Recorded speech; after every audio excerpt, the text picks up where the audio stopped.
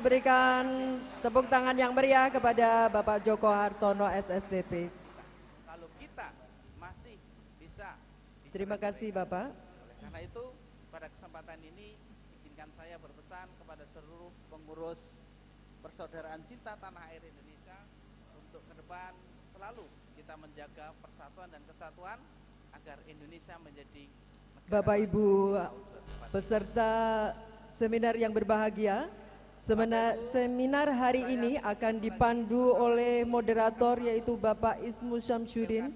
Kepada beliau disilakan ke depan. Bapak Ismu Syamsuddin. Ada falsafah Jawa yang saya ingat betul, yang hari ini waktu dan tempat kami persilakan Pak sepenuhnya untuk melanjutkan acara.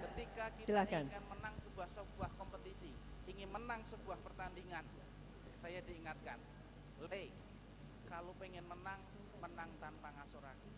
Betul Bapak Ibu? Landep tanpa natoni, banter tanpa disihi. Maksudnya adalah kalau besok kita Pilkada 2024 masing-masing kita punya dukungan, mari kita tidak dengan merendahkan orang lain, tidak kemudian kita memfitnah orang lain, tidak kemudian juga kita ngasorake orang lain. Yang kedua Bapak Ibu, landep tanpa natoni. Kita sebagai manusia harus cerdas. Kita harus, tapi ingat ucapan kita jangan sampai menyakiti orang lain. Itu kira. Terus Bapak Ibu.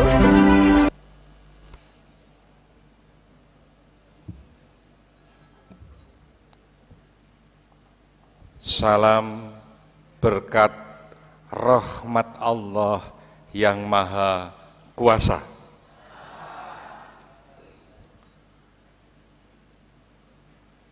Bapak dan Ibu, saudara-saudara sekalian, sebangsa dan setanah air yang dirahmati Allah, Tuhan yang Maha Kuasa.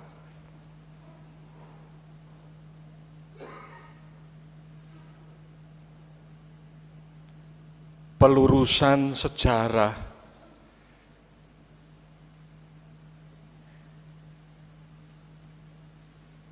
sudah dilakukan, sudah cukup lama oleh sebuah pondok pesantren Hubbul Waton Minal Iman, Majma'al Bahrain Hubbul Waton Minal Iman Siddiqiyah Indonesia. 50 tahun lebih atas berkat rahmat Allah yang Maha Kuasa, Sang Pemerakarsa dengan sabar tekun membimbing, menuntun para murid-murid bagaimana mensyukuri dua nikmat besar, nikmat 17 Agustus 1945, kemerdekaan bangsa Indonesia, dan 18 Agustus 1945 berdirinya Negara Kesatuan Republik Indonesia. Kemudian dalam kurun waktu hampir 50 tahun lebih, beberapa organisasi di Torekot Siddiqiyah, kemudian beliau memprakarsai sebuah organisasi kebangsaan, yaitu Organisasi Persaudaraan Cinta Tanah Air Indonesia, yang dijiwai manunggalnya keimanan dan kemanusiaan, yaitu Bapak Kiai Muhammad Mokhtar Mukti. pelurusan sejarah itu sampai sekarang kita teruskan hingga kapanpun, pada saat kapanpun, kondisi apapun itu terus kita lakukan, karena kalau kita tidak melakukan itu berarti kita tidak meneruskan cita-cita luhur bangsa dan negara kesatuan Republik Indonesia.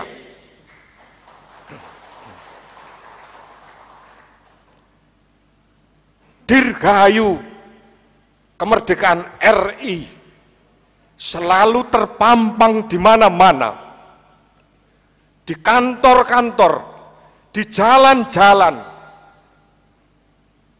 di gapuro-gapuro. Apa yang terjadi kalau ini kita lakukan tidak dengan memberikan pemahaman, pelurusan terhadap apa itu Agustus, makna kemerdekaan RI itu. Kalau memang benar bahwa 17 Agustus itu kemerdekaan RI berdiri di atas dasar apa 17 Agustus itu kemerdekaan RI? Betul apa tidak?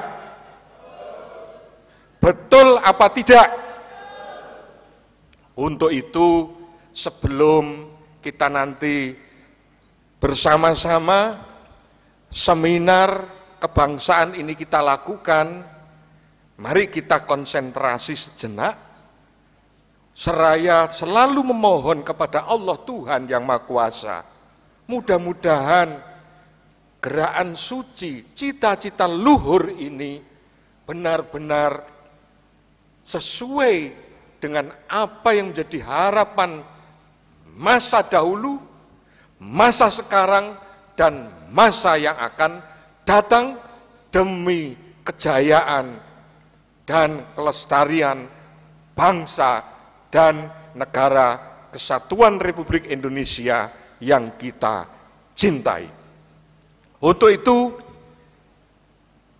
mari kita saksikan terlebih dahulu upaya ikhtiar, karena selain takdir, berkat, dan rahmat Allah yang Maha Kuasa harus didorong dengan keinginan luhur.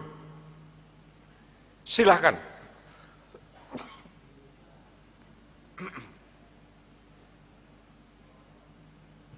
Mohon waktu sebentar, Pak. Ada informasi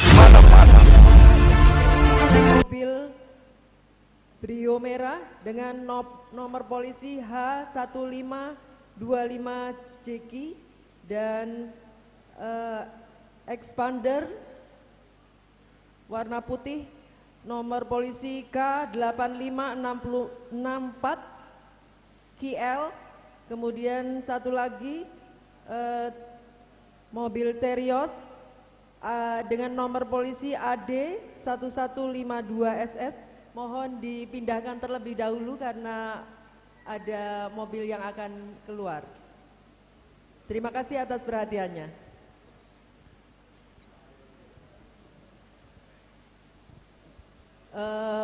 Parkir bisa dipindahkan ke tepi jalan raya, tidak masalah. Monggo kepada tadi 3 mobil yang saya sebutkan. Demikian dari saya, terima kasih. Lanjut. Seraya selalu memohon kepada Allah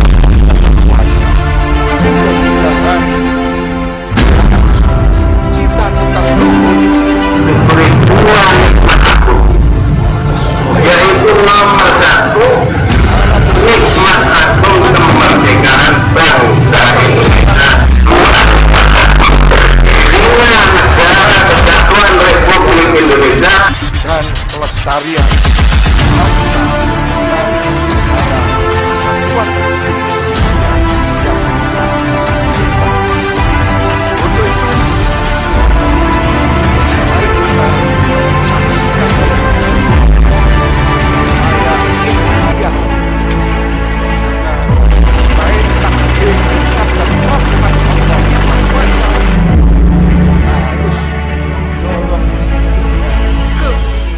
Atas berkat rahmat Allah yang Maha Kuasa, Silakan. sebagai bentuk rasa syukur seluruh warga Thariqah Siddiqiyah mensyukuri kemerdekaan bangsa Indonesia dan berdirinya Negara Kesatuan Republik Indonesia yang ke-77, mempersembahkan Rumah Syukur Kemerdekaan Bangsa Indonesia Layak Huni Siddiqiyah sebagai bentuk pengabdian pada Sang Guru Syekh Mukhtarullah Al-Mujtaba, mencanangkan berbagai kegiatan untuk kemaslahatan bangsa sebagai bukti syukur atas nikmat kemerdekaan bangsa Indonesia pada tanggal 17 Agustus 1945. Program Rumah Syukur Kemerdekaan Indonesia Layak Huni Siddiqiyah dibangun secara swadaya oleh warga Thariqah Siddiqiyah di seluruh Indonesia. Terima kasih atas perhatiannya.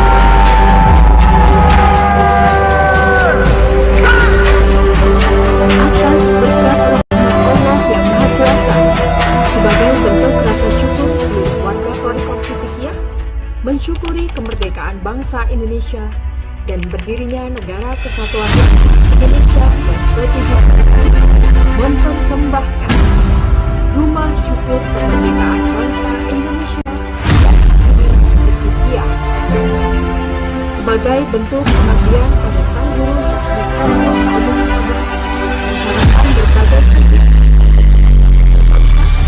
sebagai bukti syukur atas nikmat kemerdekaan bangsa Indonesia pada tanggal Assalamualaikum warahmatullahi wabarakatuh.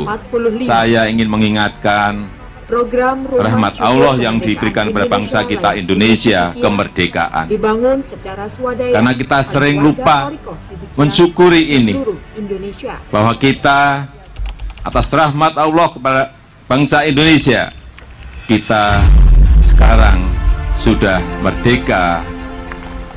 Akan terus dilakukan zikir dan doa untuk mengucapkan syukur atas rahmat yang diberikan Allah pada bangsa kita Indonesia, yaitu kemerdekaan. Ya Allah. Mari kita pada selamat hari kemerdekaan bangsa Indonesia. Yes. Mari kita pada selamat hari kemerdekaan bangsa Indonesia. Yes. 17 Agustus sebagai peringatan hari di mana bangsa Indonesia telah memproklamirkan kemerdekaannya. Antara tanggal 15 sampai tanggal 16 terjadi persoalan di antara pemimpin kita. Itu menyebabkan maka pada tanggal 17 Agustus kemerdekaan itu diadakan. Dan itu adalah kemerdekaan bangsa. Belum ada negara. Besoknya baru ada negara, yaitu tanggal 18 Agustus.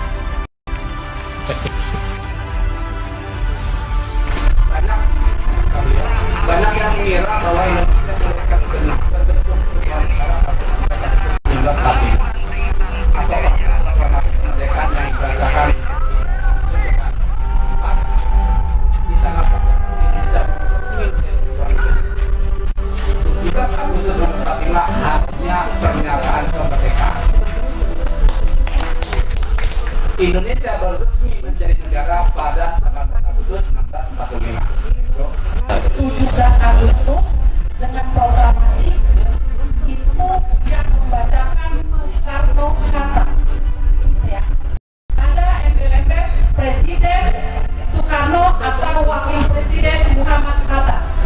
prinsipnya sebenarnya tidak perlu diperdebatkan lagi. Ini fakta sejarah. Kita sudah diingatkan oleh Bung Karno. Assalamualaikum warahmatullahi wabarakatuh. Saya ingin mengingatkan rahmat Allah yang diberikan ada pemalsuan sejarah sebenarnya. Ya sebenarnya tidak perlu diperdebatkan lagi. Ini fakta sejarah. Kita sudah diingatkan oleh Bung Karno bahwa 17 Agustus itu bukan lahirnya Republik Indonesia. Kesalahan kita selama ini kan di situ. Di tiap perbatasan desa ada gapura dari bambu kapal gitu. Selamat HUT RI ke-78. Di mana-mana begitu. Bahkan spanduk oleh besar-besar. Padahal itu sebuah kesalahan. Atas berkat rahmat Allah yang Maha Kuasa, deklarasi kembali ke jati diri bangsa Indonesia, manunggalnya keimanan dan kemanusiaan, manunggalnya kesadaran berbangsa dan kesadaran bernegara. 1. Kami bangsa Indonesia adalah bangsa yang percaya kepada Tuhan Yang Maha Esa. 2. Negara Kesatuan Republik Indonesia adalah negara yang berdasar ketuhanan Yang Maha Esa. 3. Kemerdekaan Indonesia bukanlah semata-mata perjuangan bangsa, tapi atas berkat rahmat Allah yang Maha Kuasa. 4. Berdirinya negara Republik Indonesia juga bukanlah semata-mata perjuangan bangsa, tapi atas berkat rahmat Allah yang Maha Esa. 5. Dengan niat bersyukur kepada Allah Tuhan Yang Maha Esa dan tidak ingin mengkhianati berkat rahmat Allah yang Maha Kuasa dan perjuangan para pahlawan. Dengan ini kami mendeklarasikan bahwa 17 Agustus 1945 adalah hari kemerdekaan bangsa Indonesia, bukan kemerdekaan Republik Indonesia. Dan 18 Agustus 1945 adalah hari berdirinya Negara Kesatuan Republik Indonesia.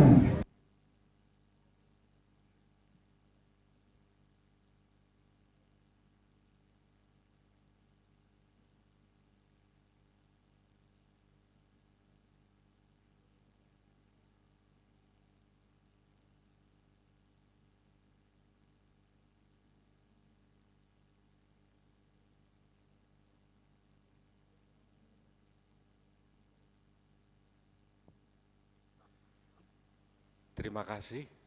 Untuk itu tanpa basa-basi langsung saja kami mohonkan yang pertama Bapak Profesor Dr. Imam Yahya MAG sebagai pembicara pertama. Kami mohon untuk menembut tepuk tangan yang meriah.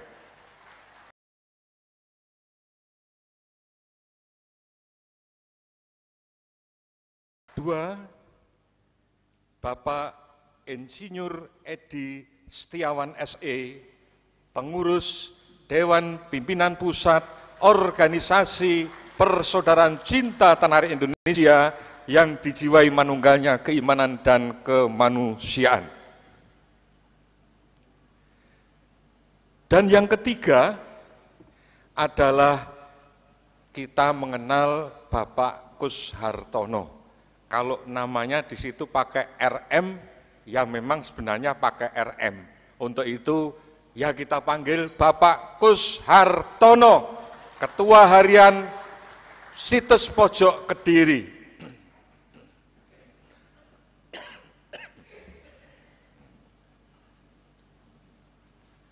Alhamdulillah atas berkat rahmat Allah yang Maha Kuasa, mari kita ikuti, dan saya yakin, kami yakin sebelum acara ini selesai, panjenengan semua tidak akan meninggalkan acara ini. Setuju? Terima kasih. Untuk itu setelah nanti paparan masing-masing 20 menit, kami mohonkan panjenengan berikanlah saran ataupun kritik yang sangat pedas juga boleh, supaya sengatan kita ini benar-benar sengatan untuk membuka kesadaran tentang jati diri bangsa Indonesia.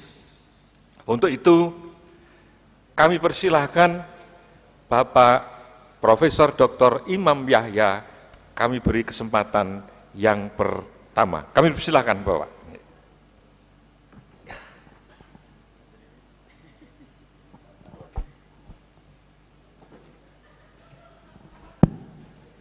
Assalamualaikum warahmatullahi wabarakatuh.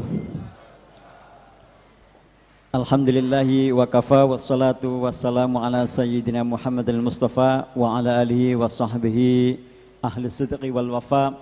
Rabbi shrah li sadri wa yassir li amri wa hlul 'uqdatam min lisani yafqahu qawli, amma ba'du. Yang terhormat Ketua Umum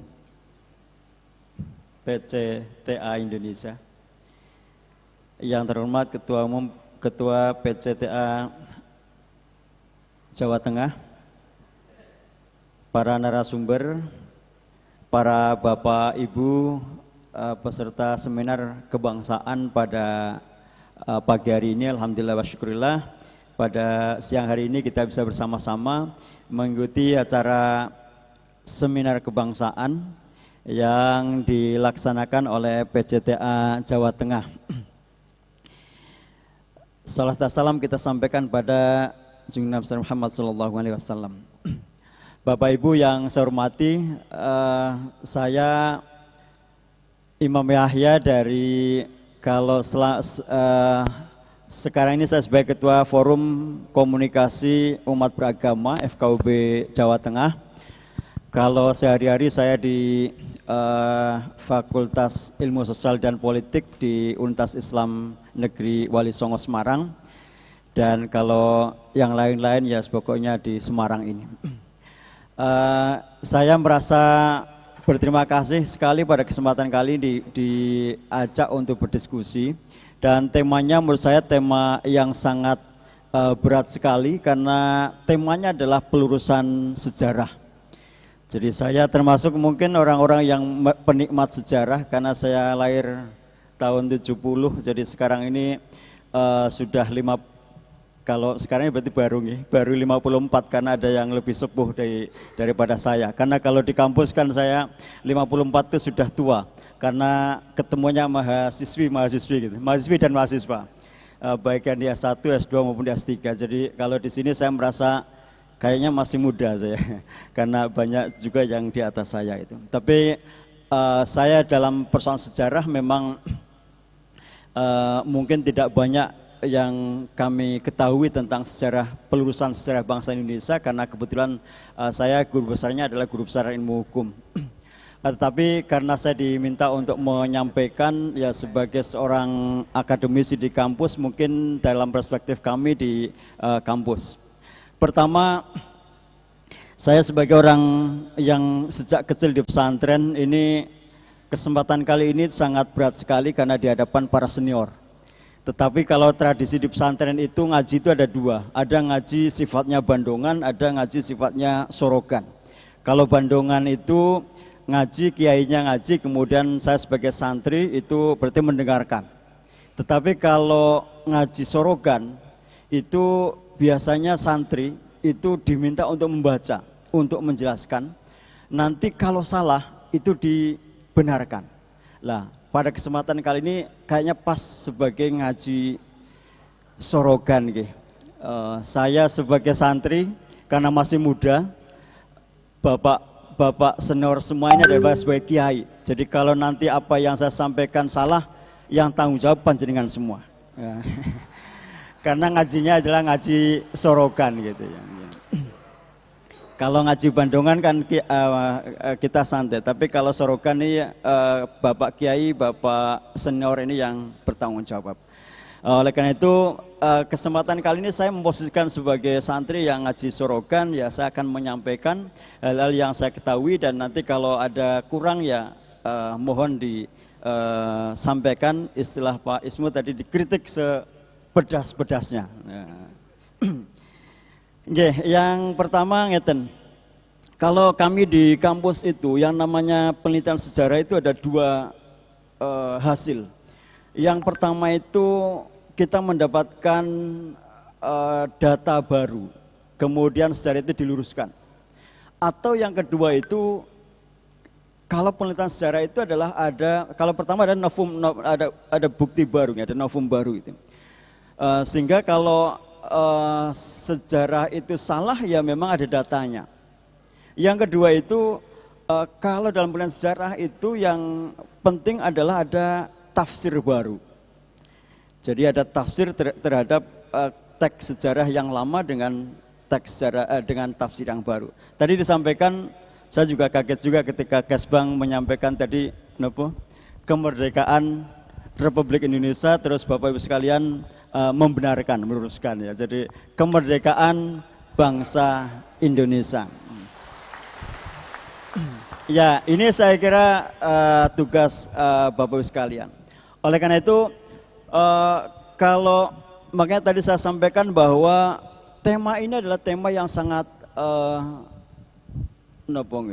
tema yang memang harus diselesaikan dengan usaha yang maksimal. Kalau kita mau melakukan penelitian yang pertama, berarti kan kalau ada salah, berarti kita punya data baru. Ya, ini kan soal pelurusan sejarah kemerdekaan bangsa Indonesia.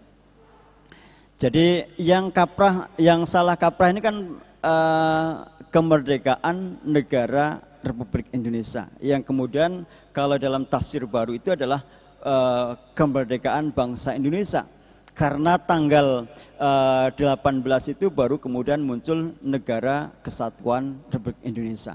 Ini saya kira kita menggunakan tafsir yang baru dari sejarah yang selama ini disampaikan kepada generasi muda, termasuk saya sebagai generasi muda. Saya nganggap generasi muda mawon.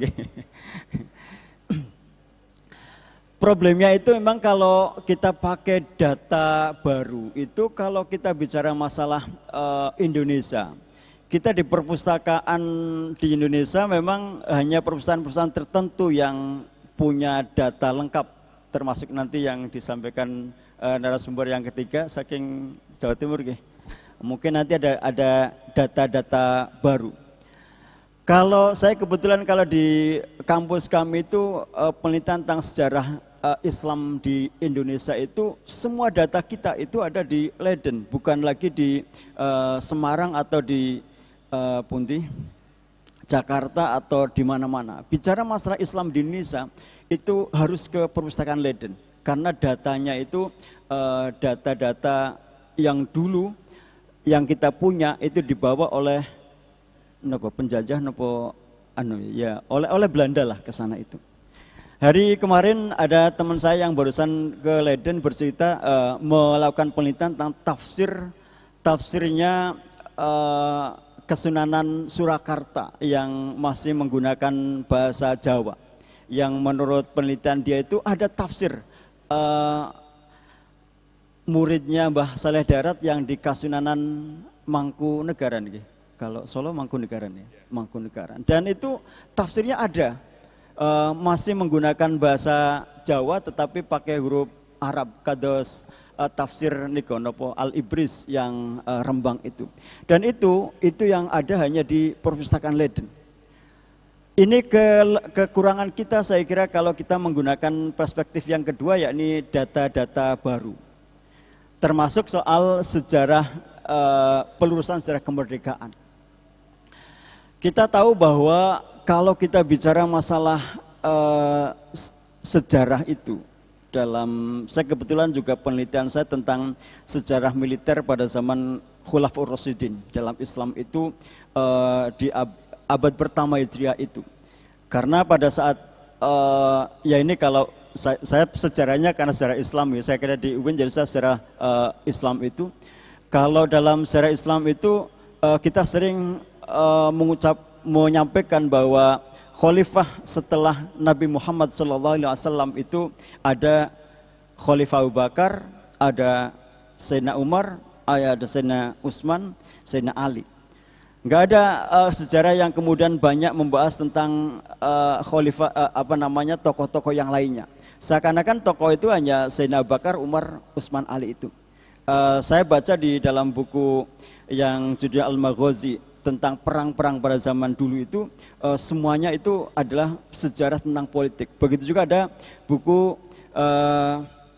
yang dikarang Imam At-Tabari itu juga bicara masalah politik. Sehingga kalau bagi saya memang kalau kita bicara masalah sejarah, yang menang itu adalah penguasa. Jadi kalau kita bukan penguasa, memang susah untuk menuliskan sejarah. Maka saya sangat menghargai sekali upaya-upaya yang disampaikan oleh PCTA Indonesia ini untuk melakukan penulisan sejarah, tentu dengan berbagai mazhab itu, apakah mazhab tafsir baru atau mazhab data baru. Kalau bisa tentu dengan data-data yang baru, kalau tidak berarti tafsir yang baru.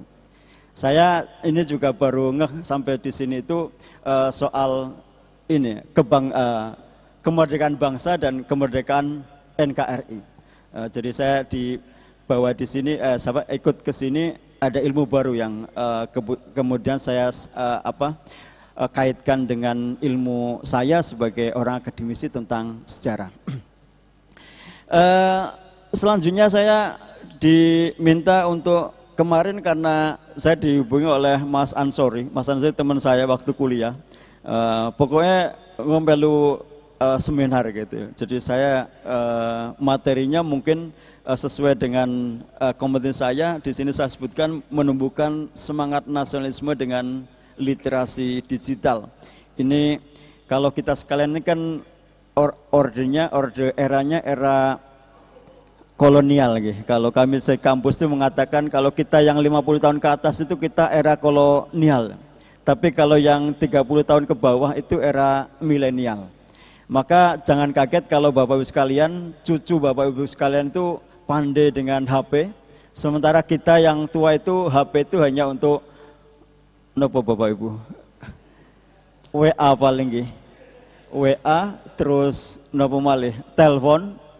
Kadang kalau WA juga kadang tidak karena sudah tidak kelihatan untuk membacanya. Saya juga umur sekian ini kalau membaca, kalau nggak pakai kacamata susah, apalagi mungkin yang lebih sepuh itu. Kita biasanya hanya mendengarkan. Tapi bagi anak-anak milenial, HP ini adalah segalanya. Orang kuliah itu sekarang itu, kuliah di mana saja itu cukup dengan HP. Kalau dosennya mau mengikuti. Cuman masih banyak dosen yang dosennya kolonial, kemudian mahasiswanya milenial. Suruh buat tugas, silahkan buat pertanyaan 10, kemudian silahkan dikerjakan. Mahasiswa 5 menit kan juga selesai. Ini saya ada ini enggak ya? Iya, ini Bapak Ibu sekalian saya buat ini tuh hanya 1 menit enggak ada. Buat ini ada 8 slide itu. Coba sampai ke bawah, Mbak. Bisa enggak? Terus ke bawah, ke bawah. Iya, ke depan lagi. Ini kalau Bapak Ibu sekalian mesti kayak gawene pirang dina gitu. Pirang dino, berapa hari gitu ya. Saya orang Brebes, Pak. Ya kan palingan mungkin Bapak Ibu sekalian kayak buatnya berapa hari kan. Berapa jam. Saya buat 1 menit, Pak, dan saya bisa praktekkan itu. Betapa di era yang sekarang ini kita sangat terbantu dengan yang namanya internet itu. Ini hanya kita buka di ada ininya namanya Gamma kemudian klik kita mau buat apa, kita mau pakai bahasa apa, bahasa Inggris, bahasa Belanda, bahasa Arab, ada semua. Dan muncul kayak gini, mau 10 halaman, mau 8 halaman, 11 halaman, 20 halaman, ada semua. Dan itu sudah ada gambarnya. Ini saya ngekliknya itu adalah semangat nasionalisme era digital. Muncul gambarnya ini. Sudah ada yang bisa buat begini, Bapak sekalian? Kalau cucu mesti bisa semua. Ya artinya betapa kita itu sekarang hidup di era di mana era kita sekarang ini adalah era milenial, bukan lagi era kita yang era kolonial menurut saya itu. Oleh karena itu saya hanya mungkin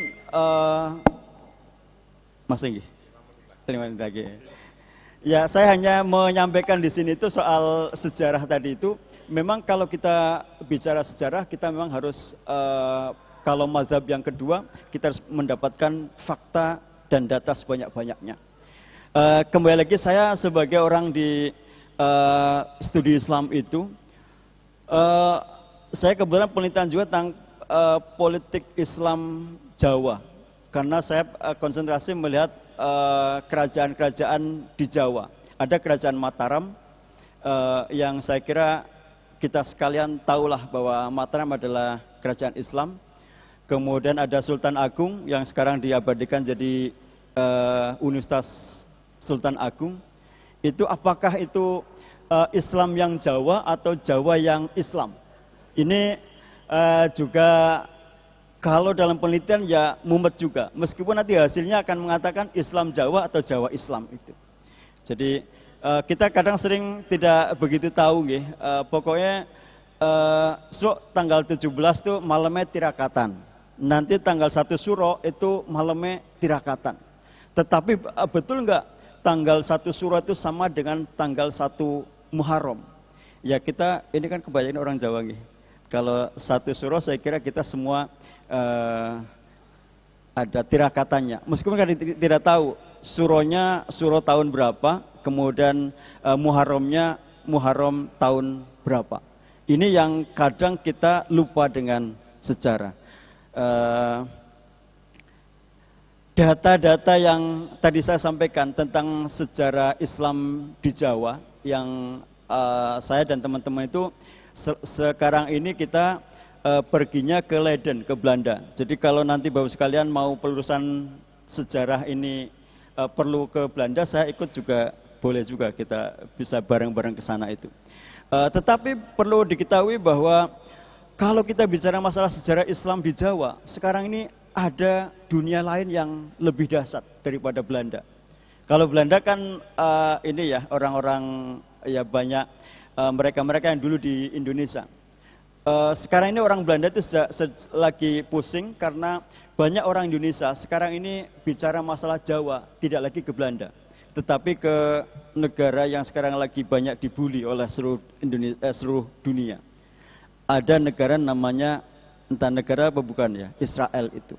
Di sana ada Universitas Hebrew yang di sana ada pusat kajian Islam Jawa, bukan Islam Indonesia, Islam di Jawa.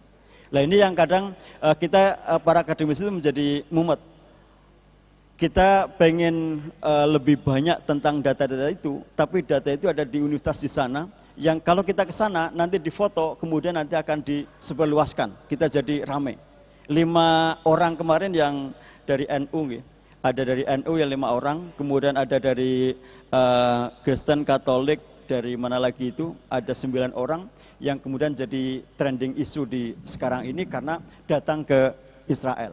Nah ini kalau saya dan teman-teman itu agak kesulitan karena Islam Jawa sekarang dikaji besar-besaran di sana. Sementara kita di sini teman-teman yang dari agama Islam, kita kadang tidak terlalu kepikiran. Islam Jawa pokoknya aku Islam with cilik sampai sekarang ya sebagai Islam. Tidak pernah kita melihat bahwa ada sejarah Islam di Indonesia, yaitu urusan sana.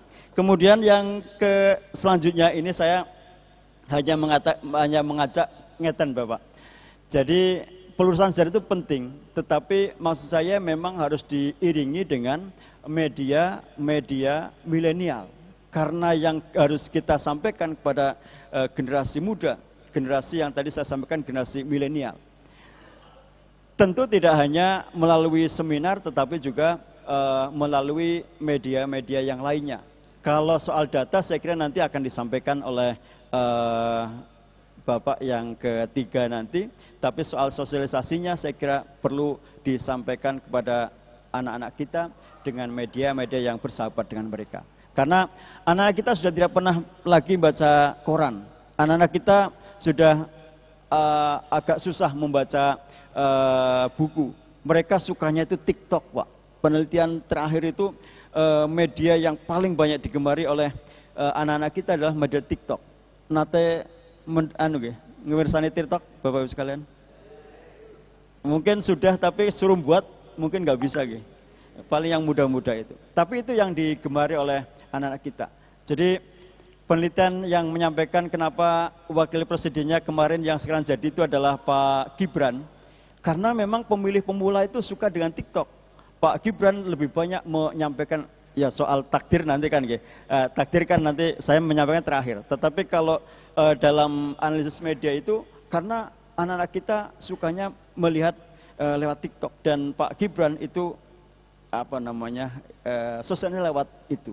Maka jangan kemudian disalahkan anak kita, wong mana anak kita itu anak kita, bagaimanapun sekurang apa kan kalau anak itu kan ya perlu didampingi. Saya kira itu Bapak sekalian, saya hanya menyampaikan secara umum karena yang tahu data tentang sejarah kemerdekaan bangsa Indonesia mungkin bapak-bapak yang lainnya. Demikian yang bisa kami sampaikan. Wallahul muwaffiq ila aqwamit thoriq. Assalamualaikum warahmatullahi wabarakatuh.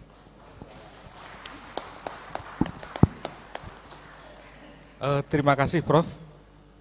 Hal yang mengagetkan bagi kita, ternyata Islam Jawa sekarang ini dikaji serius di universitas di Israel. Jadi pertemuan kami dengan beliau kemarin juga mengagetkan bagi saya. Makanya nanti bagaimana di dalam kegiatan kita ini harus banyak kita lakukan seminar-seminar karena menurut beliau, saya catat, pelurusan sejarah itu penting. Saya kira kita stop dulu, kita catat dulu, nanti bisa menanyakan kepada beliau. Untuk itu kami persilahkan Bapak Insinyur Edi Setiawan SE sebagai pembicara kedua. Kami persilahkan. Assalamualaikum warahmatullahi wabarakatuh. Salam berkat rahmat Allah yang Maha Kuasa. Bapak Ibu yang saya hormati, waktu penyampaian singkat kalau saya tidak salah di dalam jadwal hanya 20